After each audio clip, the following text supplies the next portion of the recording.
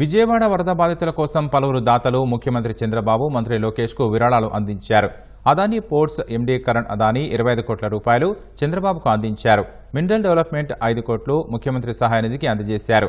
Srisailam MLA Budda Rajasekhar Reddy, నియోజకవర్గ నాయకులు, ప్రజలు కలిసి 2,22,70,749 రూపాయలు ఇచ్చారు. బిల్డర్స్ అసోసియేషన్ విజయవాడ సెంటర్ 1,10,116 రూపాయలు, పశ్చిమ గోదావరి రైస్ మిల్లర్స్ అసోసియేషన్ 1 కోటి రూపాయలు అందించారు. గ్రామీణ వికాస బ్యాంకు తరఫున ప్రతాప్ రెడ్డి 60 లక్షలు అందజేశారు. పాణ్యం ఎమ్మెల్యే గౌరి చరితారెడ్డి, నియోజకవర్గ నాయకులు కలిసి 30 లక్షలు ఇచ్చారు. తాడేపల్లిగూడెం టీడీపీ నేత వలవల బాబ్జీ, పార్టీ నాయకులు 30 లక్షలు అందించారు. State bank pensioners association Amaravati circle తరఫున కెఎస్ రామచంద్రరావు 20 లక్షలు అందజేశారు. అచ్యుతాపురం ఇండస్ట్రీస్ అసోసియేషన్ నారాయణరాజు 10,78,000 రూపాయలు ఇచ్చారు. SC Kiran Kumar, doctor Y Bhuvana Chand తలో 10 లక్షలు అందించారు.